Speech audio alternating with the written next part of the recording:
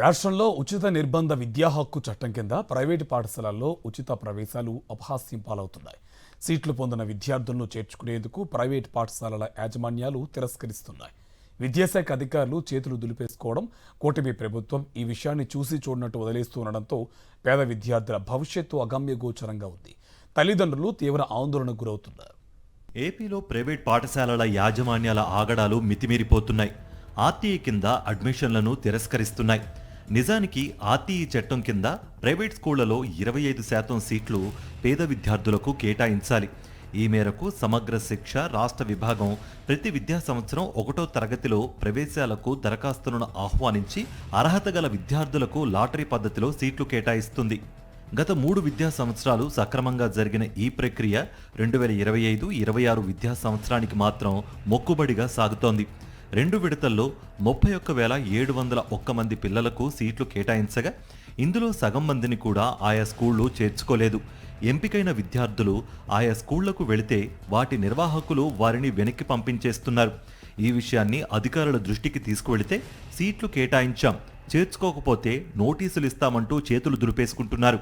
మొదటి విడతలోనే ప్రవేశాలు కల్పించని ప్రైవేట్ పాఠశాలలు 2వ విడతలోనూ ససేమిరా అంటున్నాయి. దీంతో అధికారులు ప్రవేశాలను జూలై 2 వరకు పొడిగించారు. పిల్లల చేరికలపై ఆయా యాజమాన్యాలను అడిగితే తర్వాత చెబుతామని, అధికారులతో మాట్లాడతామని, కోర్టులో కేసు ఉందని ఇలా రకరకాల కారణాలు చెబుతున్నారని తల్లిదండ్రులు వాపోతున్నారు. ఇదే విషయమై అధికారులను ఆరా తీస్తే పిల్లలను చేర్చుకోని స్కూళ్లకు నోటీసులు ఇస్తామని బదులిస్తున్నారు. ఇప్పటికే పాఠశాలలు ప్రారంభమై 19 రోజులైందని, తమ పిల్లలను ఇంకెప్పుడు బడికి పంపాలని తల్లిదండ్రులు నిలదీస్తున్నారు. ఉచిత సీటు వచ్చిందన్న ఆనందం కంటే చేర్చుకోవడం లేదన్న ఆందోళనే ఎక్కువగా ఉందని అంటున్నారు. విద్యా హక్కు చట్టం కింద ప్రవేశాలను 2022-23 నుంచి గత వైఎస్ఆర్సీపీ ప్రభుత్వం అమల్లోకి తెచ్చింది.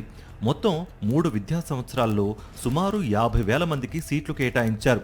ఇలా సీట్లు ఇచ్చే స్కూళ్ల నుంచి ముందుగా అంగీకారం తీసుకున్నాకే వాటిని కేటాయిస్తారు. గత ఏడాది టీడీపీ కూటమి ప్రభుత్వం తల్లికి వందనం కింద విద్యార్థికి 15,000 ఇస్తామని హామీ ఇచ్చి ఇవ్వకపోవడంతో ప్రైవేట్ యాజమాన్యాలు ఫీజులు చెల్లించాలని ఒత్తిడి చేశాయి. ఈ విద్యా సంవత్సరం ఆర్టీఈ కింద ప్రవేశాలు పొందిన విద్యార్థులకు నేరుగా ఆయా పాఠశాలలకే ఫీజు చెల్లిస్తామని ప్రభుత్వం ప్రకటించింది. అయితే తాజాగా అడ్మిషన్లు పొందిన వారికి తల్లికి వందనం జమ చేయలేదు.